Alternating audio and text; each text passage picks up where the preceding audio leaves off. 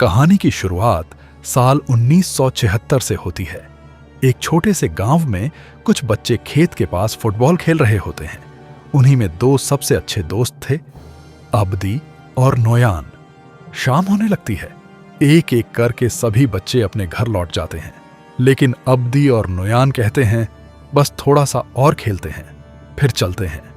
दोनों खेलना शुरू ही करते हैं कि अचानक उनकी गेंद दूर घास के बीच चली जाती है। अब्दी कहता है, छोड़ो, कल सुबह ढूंढ लेंगे, अभी अंधेरा हो रहा है। लेकिन नोयान मानने को तैयार नहीं होता। वह गेंद लेने के लिए घास के अंदर चला जाता है। मजबूरी में अब्दी भी उसके पीछे चला जाता है।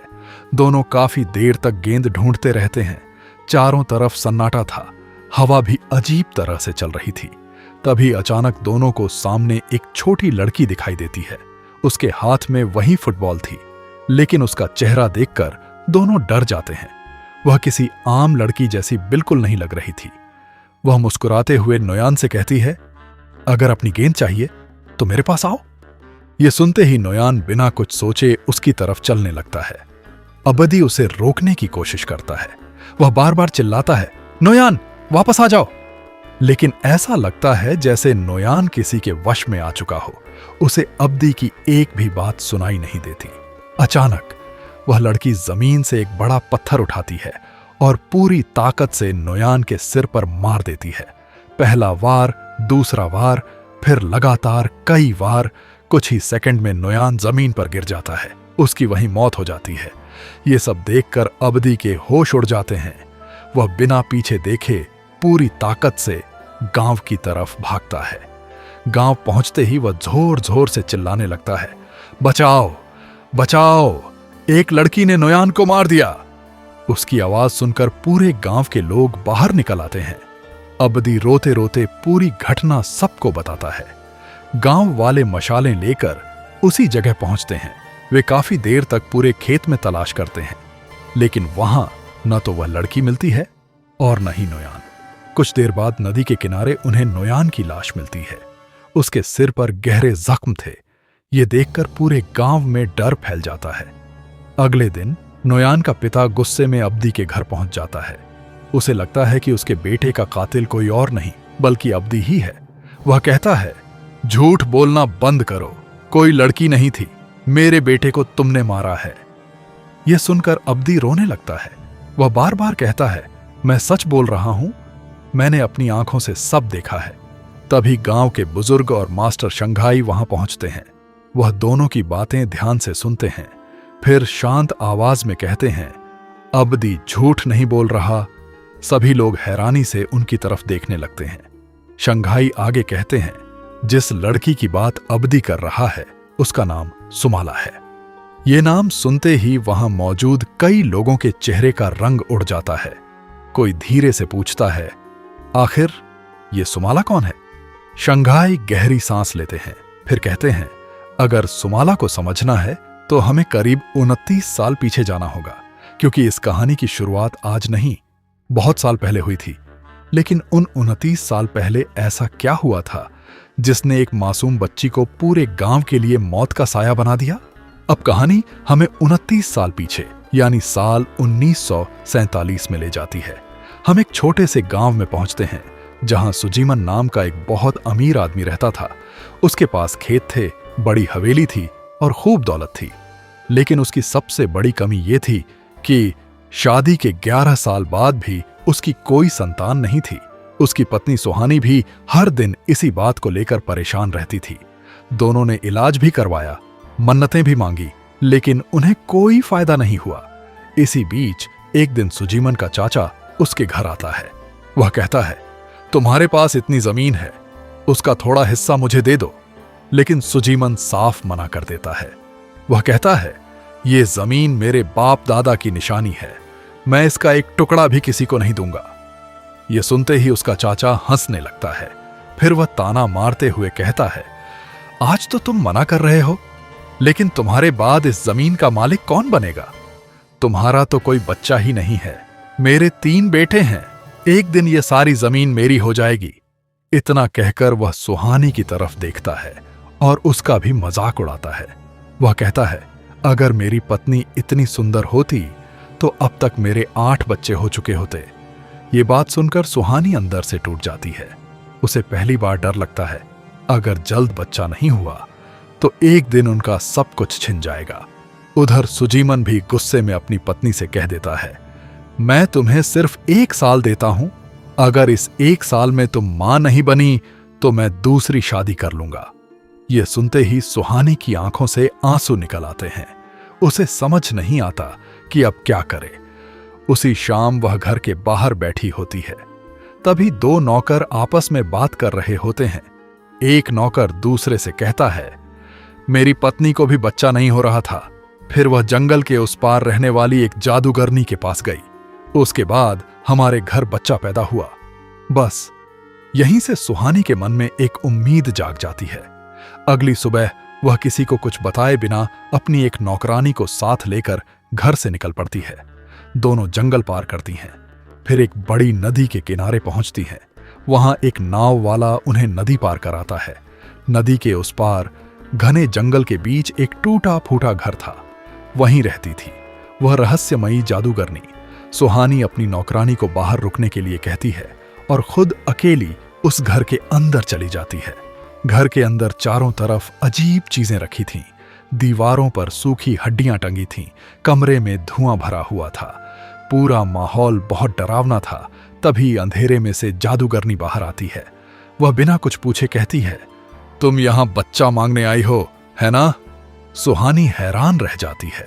वह तुरंत उसके पैरों में बैठ जाती है और कहती है, मुझे किसी भी कीमत पर मां बनना है।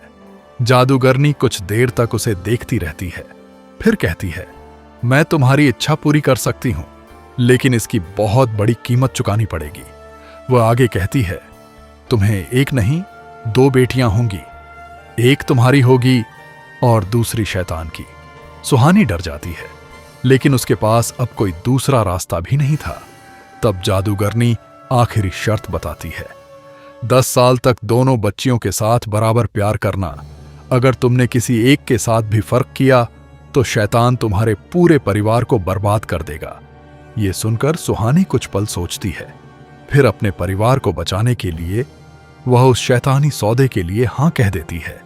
लेकिन उसे बिल्कुल भी अंदाजा नहीं था कि आज लिया गया यही फैसला एक दिन उसके पूरे परिवार की सबसे बड़ी बर्बादी बन जाएगा। सुहानी जैसे ही उस शर्त को मानती है, जादूगरनी अपना डरावना अनुष्ठान शुरू कर देती है। वह एक बर्तन में खून और कई अजीब चीजें मिलाती है। फिर वह काला तरल सुहानी को पीने के लिए देती है। सुहानी डरते डरते उसे पी लेती है। उसी समय जादूगरनी तेज आवाज में मंत्र पढ़ना शुरू कर देती है। कुछ ही पलों में सुहानी के पूरे शरीर में तेज दर्द होने लगता है। उसकी सांसें तेज हो जाती हैं और वह जमीन पर गिर पड़ती है। थोड़ी देर बाद जादूगरनी कहती है, अब अपने घर लौट जाओ, बहुत जल्द तुम्हारी गोद भर जाएगी, लेकिन मेरी शर्त कभी मत भूलना। सुहानी अपनी नौकरानी के साथ वापस घर लौट आती है। करीब 2 महीने बाद एक दिन अचानक उसकी तबीयत खराब होने लगती है। सुजीमन घबरा जाता है। वह तुरंत डॉक्टर को घर बुलाता है। जांच करने के बाद डॉक्टर मुस्कुराते हुए कहती है, मुबारक हो, आपकी पत्नी मां बनने वाली है। यह सुनते ही सुजीमन की खुशी का ठिकाना नहीं रहता, लेकिन अगले ही पल डॉक्टर एक और बड़ी बात बताती है। वह कहती है, इसके पेट में एक नहीं बल्कि 2 बच्चे हैं। यह खबर सुनते ही पूरा घर खुशियों से भर जाता है। सुजीमन पहली बार इतने सालों बाद मुस्कुराता है। वह खुशी में पूरे गांव को दावत देने का फैसला करता है।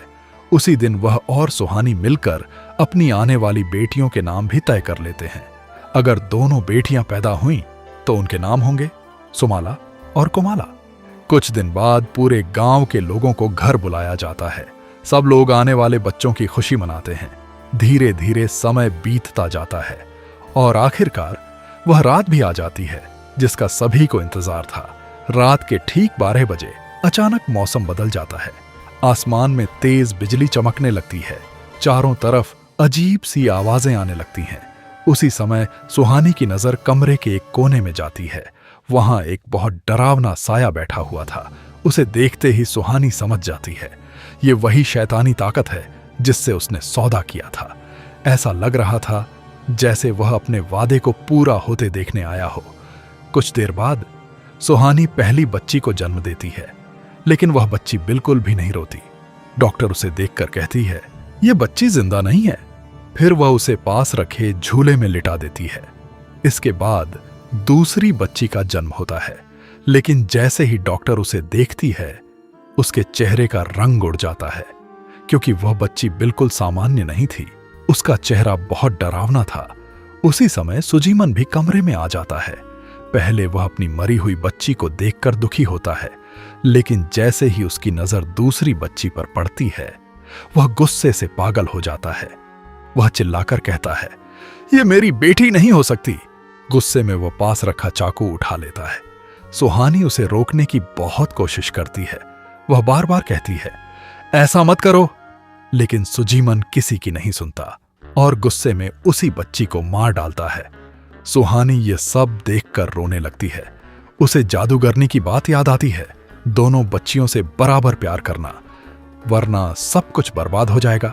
लेकिन अब बहुत देर हो चुकी थी और तभी कुछ ऐसा होता है जिसे देखकर कमरे में मौजूद सभी लोग हैरान रह जाते हैं। जो पहली बच्ची मरी हुई पैदा हुई थी, वह अचानक सांस लेने लगती है, फिर जोर जोर से रोने लगती है। डॉक्टर भी यह देखकर दंग रह जाती है। सुजीमन खुशी से उस बच्ची को अपनी गोद में उठा लेता है। उसे लगता है कि भगवान ने उसकी बेटी उसे वापस लौटा दी है। लेकिन किसी को भी यह नहीं पता था कि जिस बच्ची को वह अपनी किस्मत समझ रहा था, उसी दिन उसके घर की सबसे बड़ी मुसीबत भी जन्म ले चुकी थी। लेकिन सिर्फ सुहानी जानती थी कि यह कोई चमत्कार नहीं था। उसे जादूगरनी की हर बात याद थी और सबसे बड़ा डर यही था कि उसने शैतान की बेटी के साथ किया गया वादा पहले ही तोड़ दिया था। आखिरकार घर में सिर्फ एक बच्ची को पाला जाने लगा। उसका नाम रखा गया कोमाला। लेकिन जिस दूसरी बच्ची को सुजीमन ने मार दिया था, उसकी कहानी वहीं खत्म नहीं हुई थी। समय बीतता गया। करीब 3 साल बाद कोमाला बड़ी होने लगी, लेकिन जल्द ही सबको पता चल गया कि वह बाकी बच्चों जैसी नहीं है।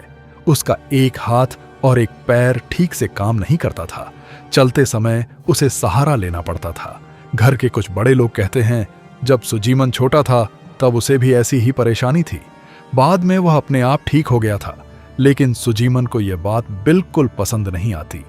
उसे अपनी बेटी की यह हालत शर्म की तरह लगने लगती है। 2 साल और बीत जाते हैं। अब कोमाला 5 साल की हो चुकी थी, लेकिन उसकी आदतें भी अजीब थीं। वह छोटी छोटी बात पर गुस्सा कर देती, कभी जोर से चिल्लाती तो कभी खुद को ही चोट पहुंचाने लगती। एक दिन वह आंगन में साइकिल से खेल रही होती है। तभी सुहानी उसके पास आती है और प्यार से कहती है, बेटी ऐसा मत करो, कहीं तुम्हें चोट ना लग जाए। लेकिन यह सुनते ही कोमाला जोर जोर से चिल्लाने लगती है। उसकी आवाज सुनकर सुजीमन भी वहां आ जाता है। बिना कुछ समझे वह गुस्से में कोमाला को उठाकर कमरे में बंद कर देता है। कमरे के अंदर कोमाला अपना सिर बार बार बिस्तर से टकराने लगती है। ये देखकर सुजीमन और डर जाता है। उसे यकीन होने लगता है कि उसकी बेटी बिल्कुल सामान्य नहीं है। वह तुरंत नौकर को बुलाता है। नौकर कोमाला के हाथ पैर रस्सी से बांध देता है, फिर उसे घसीटते हुए उस कमरे में ले जाता है जहां घर के जानवर रखे जाते थे। इसके बाद बाहर से दरवाजा बंद कर दिया जाता है। अब कोमाला की जिंदगी किसी कैदी से भी बदतर हो चुकी थी। दिन रात वह उसी छोटे से कमरे में अकेली रहती। कोई उससे ठीक से बात भी नहीं करता। सिर्फ घर की आंटी ही कभी कभी उसके लिए खाना लेकर आती थी। वही उससे प्यार से बात करती थी। बाकी सब लोग उसे बोझ समझने लगे थे। फिर कहानी साल 1955 में पहुंचती है। अब कोमाला करीब 8 साल की हो चुकी थी। एक दिन वह चुपके से उस कमरे से निकल जाती है। काफी देर तक जब वह घर में दिखाई नहीं देती, तो सुजीमन और सुहानी उसे ढूंढने लगते हैं। उधर कोमाला पहली बार गांव के बाजार में पहुंचती है। वह देखती है कि कई बच्चे मिलकर खेल रहे हैं। उन्हें देखकर उसके चेहरे पर मुस्कान आ जाती है। वह भी उनके साथ खेलने की कोशिश करती है, लेकिन जैसे ही बच्चों की नजर उस पर पड़ती है, वे उसका मजाक उड़ाने लगते हैं। कोई उसे लंगड़ी कहता है तो कोई उसे धक्का दे देता है। कुछ बच्चे पत्थर भी मारने लगते हैं। बेचारी कोमाला रोने लगती है, लेकिन उसे बचाने कोई नहीं आता, बाजार में सबके सामने बेइज्जत होने के बाद कोमाला रोती हुई वापस घर लौट आती है, लेकिन उसे देखकर भी सुजीमन का दिल नहीं पिघलता। वह गुस्से में उसे फिर से पकड़ता है और जानवरों वाले कमरे में बंद कर देता है। इतना ही नहीं, वह डंडा उठाकर उसे बुरी तरह मारने लगता है। कोमाला दर्द से रोती रहती है। घर की आंटी बार बार सुजीमन को रोकती हैं। वह कहती हैं, बस करो, ये अभी छोटी बच्ची है। लेकिन सुजीमन किसी की एक नहीं सुनता। वह कोमाला को मारकर वहां से चला जाता है। कुछ देर बाद आंटी चुपचाप उसके पास आती है। वह उसके घाव साफ करती है, दवा लगाती है, फिर मुस्कुराकर उसे एक सुंदर सी गुड़िया देती है। कोमाला वह गुड़िया देखकर बहुत खुश हो जाती है। असल में आज उसका 8वां जन्मदिन था। ये बात उसके अपने माँ बाप को भी याद नहीं थी, लेकिन आंटी उसे भूली नहीं थी। रात होने पर कोमाला उसी गुड़िया को सीने से लगाकर सो जाती है। आधी रात में अचानक उसकी आंख खुलती है। उसे अलमारी के अंदर से किसी की आवाज सुनाई देती है। वह डरते डरते अलमारी की तरफ देखती है। तभी अलमारी का दरवाजा अपने आप खुल जाता है और वहां से एक डरावनी लड़की बाहर निकलती है। पहले तो कोमाला बहुत डर जाती है, लेकिन वह लड़की मुस्कुराकर कहती है, डर मत, मैं तुम्हें कोई नुकसान नहीं पहुंचाऊंगी। फिर वह धीरे से कहती है, मैं तुम्हारी जुड़वां बहन हूं, मेरा नाम सुमाला है। कोमाला हैरान रह जाती है। सुमाला उसे पूरी सच्चाई बताती है। वह कहती है, मुझे पैदा होते ही हमारे पिता ने मार दिया था, क्योंकि मैं बाकी बच्चों जैसी नहीं दिखती थी। फिर वह कहती है, लेकिन मैं तुम्हें अकेला छोड़कर कभी नहीं गई, मैं हमेशा तुम्हारे साथ थी। कोमाला रोते हुए उससे पूछती है, अगर तुम मेरे साथ थीं, तो मुझे इतना दर्द क्यों सहना पड़ा? सुमाला प्यार से उसका हाथ पकड़कर कहती है, अब ऐसा नहीं होगा। जिसने तुम्हें तकलीफ दी है, उसे उसके किए की सजा मिलेगी। उसकी आंखों में साफ दिखाई दे रहा था कि वह अपने पिता से बदला लेना चाहती थी। अगली सुबह कोमाला घर के अंदर रखा पियानो बजाने लगती है। पियानो की आवाज सुनते ही सुजीमन वहां आ जाता है। वह बिना कुछ कहे कोमाला को जोरदार थप्पड़ मार देता है और गुस्से में उसे वहां से हटने को कहता है। लेकिन तभी कुछ ऐसा होता है जिसे देखकर सुजीमन भी घबरा जाता है। कोमाला का कमजोर हाथ और पैर अचानक ठीक हो जाते हैं। वह आराम से चलने लगती है, फिर धीरे धीरे अपने पिता की तरफ बढ़ती है। सुजीमन कुछ समझ पाता उससे पहले ही कोमाला मेज पर रखा एक नुकीला पेन उठाती है और सीधा उसके हाथ में घोंप देती है। सुजीमन दर्द से जोर से चीख उठता है। अब पूरी तरह डर चुका था। उसे यकीन हो गया था कि उसकी बेटी के अंदर कोई बुरी ताकत है। इसी वजह से वह गांव के एक तांत्रिक के पास जाता है और उसे पूरी बात बताता है। सब कुछ सुनने के बाद तांत्रिक कहता है, तुम्हारी बेटी के शरीर में उसकी जुड़वां बहन सुमाला की आत्मा है। जब तक उसे अलग नहीं किया जाएगा, तब तक यह सिलसिला नहीं रुकेगा। फिर वह सुजीमन को एक खास चाकू देते हुए कहता है, अगर सुमाला को मेरे पास नहीं ला पाए तो यही चाकू उसके दिल में घोंप देना, तभी यह सब खत्म होगा। उधर गांव में एक के बाद एक बच्चे गायब होने लगते हैं। कुछ वही लड़के थे जिन्होंने पहले कोमाला को बहुत परेशान किया था। रात के अंधेरे में सुमाला उन्हें एक एक करके अपने जाल में फंसाती है और बेरहमी से मार देती है। अगले दिन पूरे गांव में हड़कंप मच जाता है, क्योंकि बच्चों का कहीं कोई पता नहीं चलता। थोड़ी देर बाद गांव वालों को कोमाला की गुड़िया मिलती है। अब सबको यकीन हो जाता है कि इन मौतों के पीछे कोमाला का ही हाथ है। गुस्से में पूरा गांव सुजीमन के घर पहुंच जाता है। वे चिल्लाकर कहते हैं, अपनी बेटी हमारे हवाले कर दो, उसी ने हमारे बच्चों को मारा है। सुजीमन पहले तो गांव वालों को समझाने की कोशिश करता है, लेकिन जब उसे भी सच्चाई समझ में आ जाती है तो वह कोमाला को लेकर तांत्रिक के पास जाने का फैसला करता है। रास्ते में फिर सुमाला उसके सामने आ जाती है। दोनों के बीच भयानक लड़ाई शुरू हो जाती है। सुजीमन उसे पकड़ नहीं पाता। तभी सुमाला चाकू लेकर उस पर हमला कर देती है। किसी तरह अपनी जान बचाते हुए सुजीमन लकड़ी का एक बड़ा डंडा उसके सिर पर मारता है। सुमाला कुछ पल के लिए बेहोश हो जाती है। सुजीमन समझ जाता है कि अब वह उसे तांत्रिक तक कभी नहीं ले जा पाएगा। डर और घबराहट में वह वही खास चाकू निकालता है और सुमाला के सीने में घोंप देता है। कुछ ही पल में सुमाला की मौत हो जाती है। उसके मरते ही कोमाला भी बेहोश होकर जमीन पर गिर जाती है। कई साल बाद कहानी फिर 1976 में लौट आती है। मास्टर शंघाई गांव वालों को पूरी सच्चाई बता चुके होते हैं, लेकिन नोयान का पिता अब भी इस बात पर यकीन नहीं करता। उसे लगता है कि उसके बेटे का कातिल अब्दी ही है। वह गुस्से में रात के समय अकेले घर से बाहर निकल पड़ता है, लेकिन जैसे ही वह गांव के बाहर पुराने पेड़ के पास पहुंचता है, उसके कदम वहीं रुक जाते हैं, क्योंकि उसके सामने सुमाला खड़ी होती है। वह किसी जानवर का मांस खा रही होती है।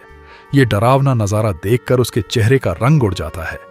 यही फिल्म ये इशारा देती है कि सुमाला की कहानी अभी खत्म नहीं हुई है, यानी उसका खौफ आज भी जिंदा है।